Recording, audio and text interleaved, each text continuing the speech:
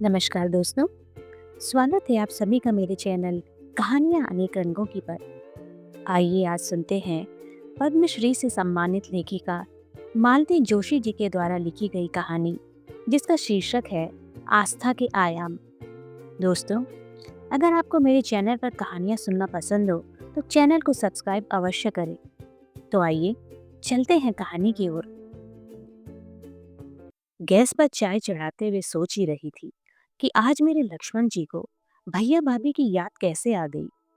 नहीं तो 6-6 महीने इधर का रुख नहीं करते। हारी बीमारी में बुलाते भी हैं तो 100-100 एहसान जताकर आते हैं। आज अचानक क्या हो गया। तभी विभा भीतर आई। जीजी क्या हो रहा है? जीजी, अब तुम कितने दिन तक चूल्हे में खटती रहोगी? जल्दी से एक बहू ले आओ। तुम्हारे बेटे को कोई पसंद तो आए। तो क्या अभी तक बात पक्की नहीं हुई? उसने आंखें सिकोड़कर पूछा। बात पक्की होती तो तुम्हें पता नहीं चलता। वह सोच में पड़ गई। मैं जानती थी अपनी उत्सुकता को वह अधिक समय तक दबा नहीं पाएगी। बोली पड़ी। मैंने तो सुना था कि शंकर बाग वाले प्रसाद जी के यहाँ आपने हाँ कर दी है। हाँ, मैंने उदासीन भाव से कहा। धीरू को वो लड़की ठीक लगी है। बस, तो बात पक्की ही तो हुई जीजी। लड़के की पसंद ही तो आपकी आखिरी शर्त थी। दान दहेज तो आपको कुछ लेना नहीं है। इस विषय को वहीं समाप्त करने के लिए मैंने उसे चाय की ट्रे पकड़ाई और कहा, चल बाहर चल, मैं नाश्ते की प्लेटें लेकर आती हूँ। बाहर आकर पता चला जिस विषय को मैंने समाप्त करना चाहा था वह तो बैठक में भी चल रहा है। मुझे देखते ही श्रीमान जी बोले कि नरेश देखो क्या कह रहा है। भाभी, इतने अच्छे अच्छे रिश्ते आ रहे थे, आपको यही हाँ करनी थी। हमारे ही हाँ करने की बात होती तो हम साल भर पहले धीरेन्द्र की शादी कर चुके होते।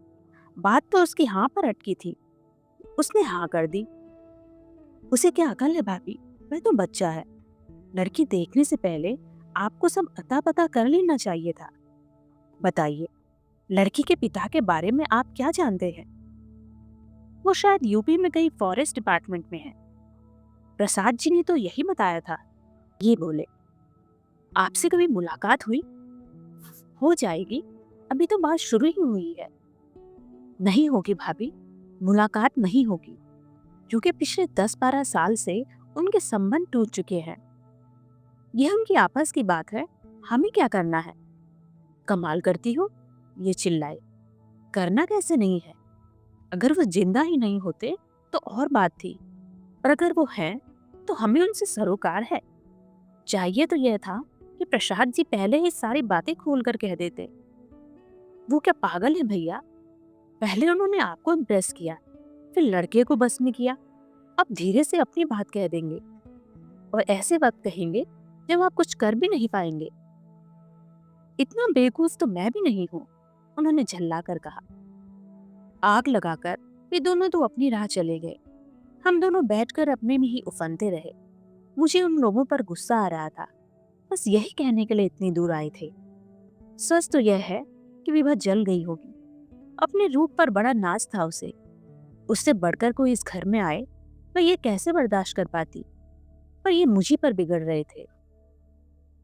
पागलों की सी बातें मत करो। क्या सिर्फ इसीलिए इतना पेट्रोल फूक कर वे यहाँ तक आए थे? वे क्या हमारे दुश्मन हैं? नरेश सच कह रहा था। ये वाकई प्रसाद जी की चाल थी। वे पहले हमें इतना अभिभूत कर देना चाहते थे कि हम उनके बहनोई के बारे में भूल ही जाएं। वैसे ये बात बिल्कुल झूठ भी नहीं थी। हम लोग सचमुच लड़की के मामा से रौब खा गए थे। वे 10 बार गाड़ी लेकर हमारे दरवाजे आए थे। अच्छा हुआ जो लड़की देखने भी हम उन्हीं की गाड़ी में गए। स्कूटर पर तो वहां जाते शर्म नहीं आती। उनका बंगला और उनकी शान और शौकत देखकर एक हीन बोझ सा जागा था। पर मन को यही तसल्ली दी थी कि लड़की उनकी अपनी बेटी नहीं, भांजी है। और उसकी माँ भी कॉलेज की लेक्चरर भर है। उसके पिता की बात तो उस समय मन में आई ही नहीं। लड़की को देखने के बाद तो मन के सारे विकल्प खुल गए। डॉक्टर लड़की की चाह में आधे रिश्ते तो वैसे ही निरस्त हो जाते थे। जो बचते थे उनमें मनचाही लड़की मिलना बहुत मुश्किल हो रहा था। पर कौमुदी को देखा तो हम भी ठगे से रह गए। धीरेन्द्र अगर मोहित न होता तो आश्चर्य था। मैंने तो सपने बुनना भी शुरू कर दिया था और नरेश और विभा आकर सब गुड़ गोबर कर गए थे। वैसे तो शायद ये बात को इतना तूल भी ना देते, पर उन्हें शिकायत थी तो यही कि उनके साथ धोखा हुआ है, जैसा कि मुझे डर था। धीरू तो सारी बात सुनते ही उबल पड़ा। मम्मी, हमें शादी लड़की से करनी है, ना कि उसके बाप से। आप लोग तो बात का बतंगड़ बना देते हैं। देखो बेटा, शादी में सब कुछ देखा जाता है। माँ बाप, भाई बहन, यहाँ तक कि ननिहाल तक की खोज खबर ली जाती है। और तुम्हारे चाचा कह रहे थे, वे होते कौन है बीच में बोलने वाले? ये तुम्हारे सगे चाचा हैं? इन्होंने एक एक शब्द पर जोर देते हुए कहा। ठीक है, पर पापा, क्या आज तक चाचा जी ने तलाक का नाम नहीं सुना था? क्या तलाकशुदा माँ बाप के बच्चों की शादी नहीं होती? होती होगी, पर क्या उस पुण्य कार्य के लिए हम ही रह गए हैं? देखो बेटा, जरा ठंडे दिमाग से काम लो। तलाक शब्द चाहे जितना जाना पहचाना हो, पर यह केवल एक शब्द नहीं, एक प्रक्रिया है, एक स्थिति है जो अभी तक उतनी आम नहीं है। इसके साथ 100 प्रश्न जुड़े होते हैं। तलाक क्यों हुआ? किसकी गलती से हुआ? इसका बच्चों पर क्या प्रभाव पड़ा? उनका मानसिक संतुलन कैसा रहा? आर्थिक स्थिति पर क्या दबाव पड़ा? कल को शादी के मंडप में पिता नहीं होंगे तो ये सारी बातें उठेंगी। लोग तरह तरह के सवाल करेंगे। हम तो किसी तरह निपट भी लेंगे, पर तुम दोस्तों के सामने आंख नहीं उठा पाओगे। शादी व्यक्तिगत होते हुए भी एक सामाजिक घटना है बेटे। इसमें तुम न समाज को नजरअंदाज कर सकते हो, न परिवार को। पापा के लंबे चौड़े भाषण से धीरू सहम गया। बड़े ही दयनीय स्वर में उसने पूछा, तो इसका मतलब है इतनी सी बात के लिए आप ये रिश्ता नकार देंगे? यह इतनी सी बात नहीं है बेटे। बेचारा लड़का, उसका मुंह इतना सा निकल आया था। तभी मेरे दिमाग में बिजली से कह दी, सुनिए, मैंने उमकते हुए कहा, एक काम करते हैं, उनसे कहेंगे कि आपके जो भी झगड़े हों घर में रहने दें, बस शादी भर के लिए उन्हें बुला ले। सबका मुंह बंद हो जाएगा। कहने भर से ही वे आ जाएंगे। क्यों नहीं आएंगे? बेटी की शादी देखने का चाव तो हर बाप को होता है। तुम भी बस एक ही हो। हिंदी पिक्चरें देख देख कर तुम्हारा दिमाग खराब हो गया है। अब इस बात का कोई क्या जवाब दे। इन्होंने तो एक तरह से बात खत्म ही कर दी थी, पर मैंने हार नहीं मानी। चुपचाप उन लोगों को फोन कर दिया कि आकर मिल ले। वे लोग भी जैसे हमारे निमंत्रण की बाट ही जो रहे थे। दूसरे ही दिन दोनों भाई बहन आ पहुंचे। इन्होंने ढंग से नमस्ते का जवाब भी नहीं दिया। उन पर तो थोड़ी नाराजी थी, असली गुस्सा मुझ पर था। मैंने उन्हें भनक भी नहीं लगने दी थी, इसीलिए इस अप्रत्याशित भेंट वार्ता के लिए वे तैयारी नहीं कर पाए थे। उन लोगों ने समझा कि अब हम लड़के वाले हो गए हैं, इसलिए लटके झटके दिखा रहे हैं। फौरन उन्होंने उस सामान की फहरिस्त पे निकाल ली जो वे लड़की को देने जा रहे थे। फिर उन्होंने जनवासे की बुकिंग के बारे में बताया, रिसेप्शन का मेन्यू पढ़कर सुनाया। फिर बताया कि बारात के लिए 4 घोड़ों की शानदार बग्घी वो तय कर आए हैं। वैसे धीरेन्द्र जी अगर कार में आना पसंद करते हो तो वह इंतजाम भी हो जाएगा। अपने उत्साह में वे शायद भूल ही गए कि लड़के को मंडप तक पहुंचाने की व्यवस्था का दायित्व तो हम पर है। उन्हें तो यह बात भी बड़ी देर में समझ में आई कि इतनी देर से हमने उनकी एक बात का भी जवाब नहीं दिया था। वे लोग थोड़ा सहम गए। फिर कौमुदी की माँ धीरे से बोली, यह तो खैर मैंने अपनी बुद्धि के अनुसार एक रफ एस्टिमेट बनाया है। वैसे आपकी जो भी मर्जी हो बता दे। एक ही लड़की है मेरी, उसी के लिए कमा रही हूँ। आप कहकर तो देखिए, आपकी कोई बात खाली नहीं जाएगी। इतनी देर बाद इन्होंने मुंह खोला। बोले, अब आपसे क्या कहे। कॉमेडी के पापा अगर बातचीत करने आते तो कुछ कहते भी। वे दोनों एकदम सकपका गए। फिर मामा जी बड़ी गंभीर मुद्रा बनाकर बोले, हमने शायद आपको बताया नहीं, सुमन और Kumar, they are legally separated long back. तो क्या बेटी की शादी में भी नहीं आएंगे? सवाल ही पैदा नहीं होता। तो फिर कन्यादान कौन करेगा? भैया करेंगे। कौमुदी की माँ तपाक से बोली, आज तक इन्होंने ही तो सब कुछ किया है, कन्यादान का अधिकार भी उन्हीं का है। कुछ पल शांति रही। मैंने उनकी ओर देखा, वहां अस्वीकृति साफ झलक रही थी। फिर मैंने कमान संभाली।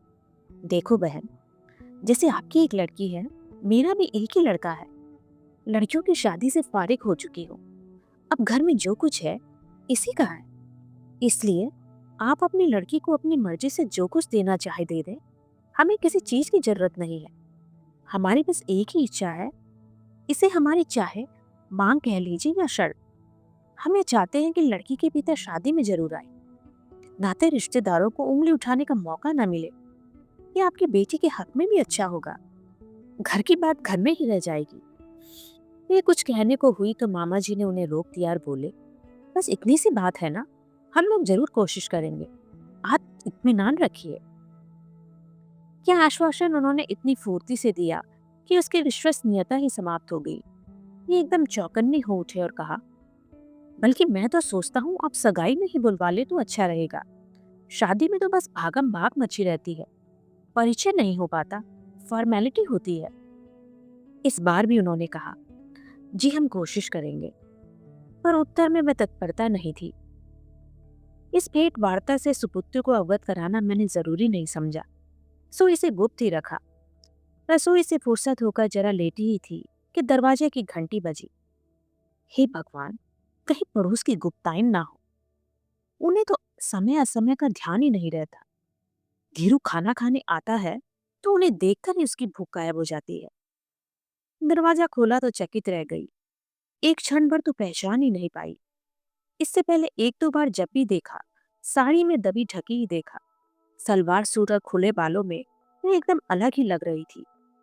आओ, मैंने उसे भीतर लेते हुए कहा। कॉलेज से आ रही हो? जी नहीं, हॉस्पिटल से। मेरी इंटर्नशिप चल रही है ना। अरे हाँ, मैं तो भूल ही गई थी। सच तो यह था कि अंदाजा लगा ही रही थी कि वह अचानक क्यों आई है। ईमानदारी की बात तो यह है कि उसका इस तरह से आना अच्छा भी नहीं लगा। शायद धीरू ने बुलाया हो, पर बुलाने से पहले मुझसे पूछना तो था। बता ही देता तो जरा घर ठीक ठाक करके रखती। ये लड़की भी तो ऐसी सिल बिल्ली से चली आई है। कुछ समझ में नहीं आया तो मैंने क्लिनिक में फोन लगा दिया। धीरू, कॉमेडी आई है क्या? उसके स्वर में भी आश्चर्य था। तू घर आ रहा है ना? Don't worry mom, just coming. उसने मेरे स्वर की व्यग्रता को पकड़ लिया। समझ गया होगा कि मम्मी के हाथ पांव फूल गए होंगे। फोन रखकर मैं पानी लेने चली गई। पानी देने के बाद पूछा, चाय पियोगी? नहीं आंटी, अब घर जाकर खाना ही खाऊंगी। तो यहीं खा लो ना, सब तैयार है, बस खाने वालों का ही इंतजार है। आज रहने दे, आज माँ घर पर है, इंतजार करेंगी। माँ ऑफिस नहीं गई? मैंने पूछा। उसने जवाब नहीं दिया, बस खिड़की के बाहर देखती रही। धीरू बस अभी आता ही होगा, मैंने कहा और उठकर दरवाजा खोल दिया, जैसे वह आ ही गया हो। दरअसल मैं अपना असमंजस छुपाने का प्रयास कर रही थी।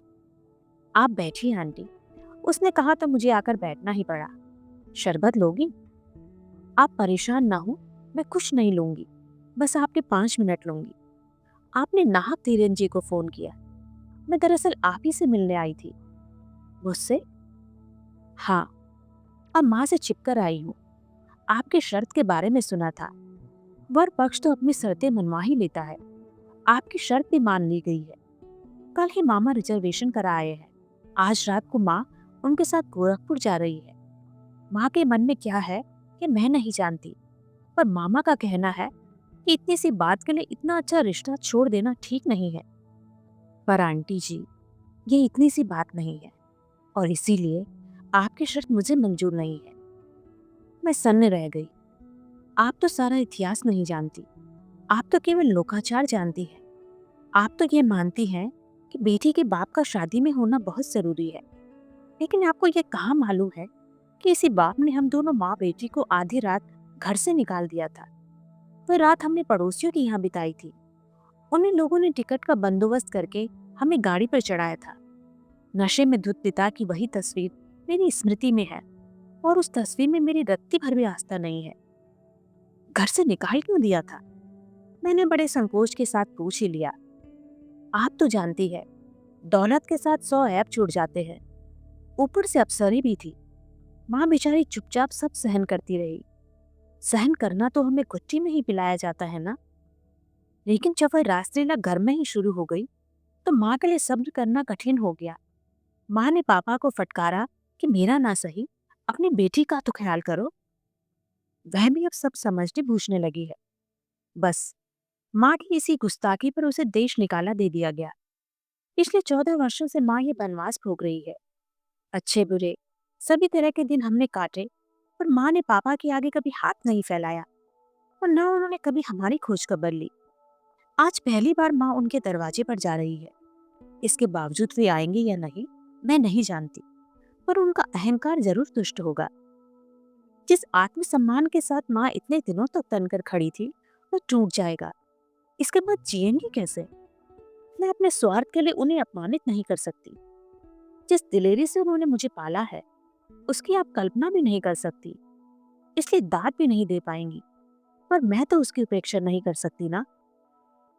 मैं चुप थी, क्या बोलती। अच्छा आंटी, मैं उठ खड़ी हुई। बस यही कहने आई थी कि अगर माँ मेरे अभिभावक के रूप में आपको ग्राह्य नहीं है, तो मुझे भी यह रिश्ता मंजूर नहीं है। शादी को लेकर वैसे भी मन में कोई सुंदर कल्पना नहीं है, पर इस कीमत में तो वह बहुत ही महंगी है। उसके साथ मैं भी दरवाजे की ओर मुड़ी तो देखा, वहां पता नहीं कब से धीरू खड़ा है। कौमुदी ने उसकी तरफ देखा भी नहीं और दनादन सीढ़ियां उतर गई। वह ठगा सा, अभिभूत सा उसे देखता रह गया। धीरू, मैंने हौले से उसका कंधा छूकर कहा। सोच लो बेटे, इतना तेज तुम सह सकोगे? इतना दर्द तुम झेल लोगे? कह नहीं सकता मम्मी, वह गंभीर स्वर में बोला। बस इतना जानता हूँ कि एक गैर जिम्मेदार आदमी की गलती की सजा इस स्वाभिमानी लड़की को भुगतनी पड़ी तो अपने आप को कभी माफ नहीं कर पाऊंगा। अभी आपने सुनी मालती जोशी जी के द्वारा लिखी गई कहानी। कहानी के बारे में आपके जो भी विचार हो, कमेंट सेक्शन में लिखकर जरूर बताएं। मिलते हैं फिर एक नई कहानी के साथ, एक नए वीडियो में। कहानी में बने रहने के लिए आप सभी का धन्यवाद।